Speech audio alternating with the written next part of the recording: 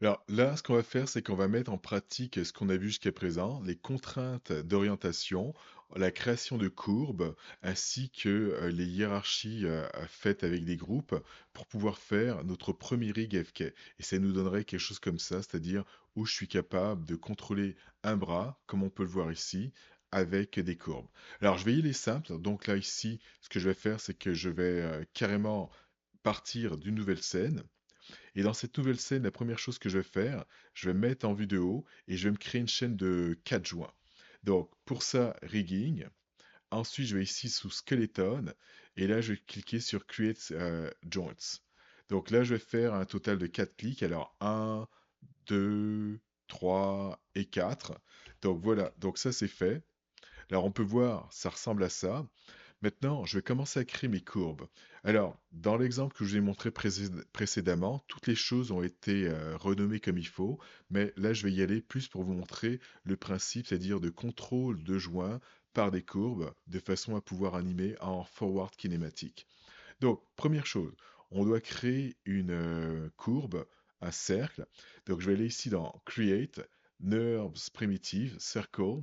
Par contre, je vais aller dans les options ici, et dans les options Reset, et ce qui va être important pour moi, c'est l'axe Normal Axis, on va le mettre en X.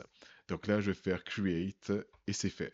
Alors, la raison pour laquelle je fais ça, c'est que mon cercle, quand il va se placer plus tard, il va se placer en étant perpendiculaire à cet axe ici-là. C'est-à-dire, là, on a cet axe-là que je suis en train de suivre ici, et mon cercle, lui, il va être aligné avec ça et ça. Donc ça va être pour cette raison-là, comme ça, il ne sera pas placé n'importe comment.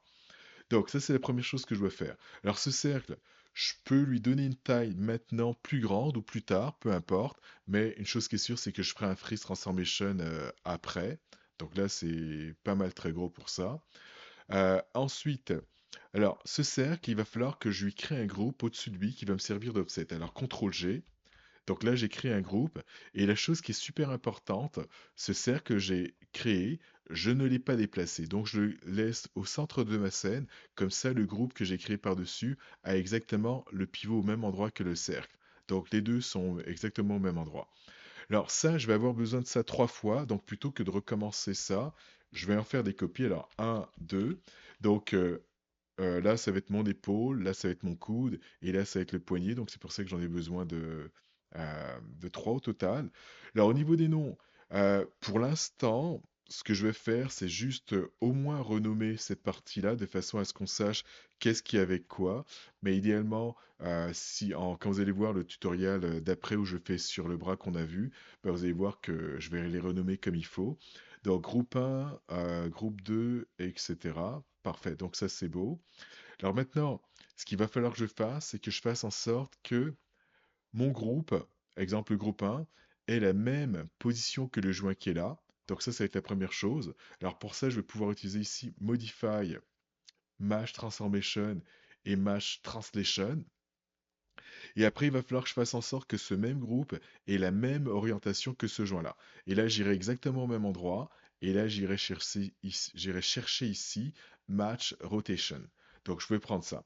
Alors, si jamais je veux en créer des boutons, comme on peut le voir en haut à gauche ici dans mon chef, cette chose-là, bah, j'ai juste à cliquer sur ce que je veux prendre en maintenant sur le clavier les touches CTRL et SHIFT appuyées. Donc là, moi, j'ai mes boutons qui sont là. Alors, MT Match Translation, MR Match Rotation. Je vais y aller une première fois avec le menu et après, pour les autres, je vais y aller avec mes boutons qui sont là. Donc, je prends le groupe en premier, le joint 1 ici, comme on peut le voir. Et là, maintenant, alors, Modify. Et là, je vais choisir mon Match Translation. Et là, on peut voir qu'il a placé mon groupe à cet endroit-là. Alors, si je cache ça ici, donc le groupe est mis à cet endroit-là, et là, je vais encore sélectionner le groupe. Alors, on fait très attention au niveau de la sélection, c'est-à-dire, je ne fais pas de sélection ici, parce que là, on peut voir qu'il va sélectionner le cercle, d'accord? Donc, je vais d'abord prendre le groupe, comme on peut le voir, et non le cercle. Après, le joint. Donc là, on peut voir que c'est encore le joint 1 qui a été sélectionné. Et là, je vais y aller avec mon Match Rotation. Donc, Modify, Match, Transformations. Et là, je vais y aller avec Rotation. Et là, on peut voir que mon cercle, il est aligné comme ce que je vous avais dit, c'est-à-dire par rapport à l'axe que j'ai là. Alors là, je vais faire exactement la même chose avec le joint qui est là. Donc, je commence par prendre le groupe 2, le joint 2, et mes deux boutons, Match Translate, Match Rotate. Donc là, c'est fait. Et groupe 3, donc groupe 3, et là, on va aller chercher le joint 3 qui va être celui-là. Donc groupe 3, joint 3, comme on peut le voir ici. Match Translate. Donc là, il a mis les courbes à cet endroit-là. Et Match Rotate. Et là, il a tourné. Donc là, c'est fait. Ensuite, alors au niveau du rig, ce que je veux, c'est quand je fais des rotations de ça, bah, que je veux que le joint, il se mette à faire la même chose. Donc du coup, ce que je vais faire, je vais y aller avec ma contrainte de type oriente, qui est la dernière contrainte qu'on a vue. Donc, ou la première contrainte qu'on a vue plutôt. Donc, je prends la courbe, ensuite, je prends le joint. Alors, si vous voulez sélectionner ici, c'est-à-dire dans le outliner, ou du moins au moins vérifier que vous avez vraiment fait la bonne sélection, qu'il n'y a pas plus que ça qui a été sélectionné. Donc, la courbe en premier, le joint en second, et là, je vais y aller dans Constraint, Orient. Donc là, on a l'icône qui est là, et qui correspond à mon bouton qui est là. Alors, pour les autres, je vais utiliser mon bouton, donc Orient. Et pour les options, alors ça va être les options par défaut, donc Edit, Reset, et là, je peux faire Add. Donc là, c'est fait. Alors, je vais faire la même chose avec lui. Donc, je prends la courbe, je prends le joint, et là, j'ai mon bouton ici, Oriente. Et pour terminer, je prends la courbe encore, je prends le joint, Oriente. Alors, si jamais, lorsque vous faites le Oriente, le joint il se met à tourner, ben là, dans ce cas-là, ce que je vous dirais, c'est effacer la contrainte que vous venez de faire et repositionnez votre groupe sur le joint en utilisant de nouveau mon Match Transform et Match Rotate. Et ça va être surtout le Match Rotate qui n'a pas été bien fait. Donc là, on devrait avoir quelque chose qui est presque fonctionnel.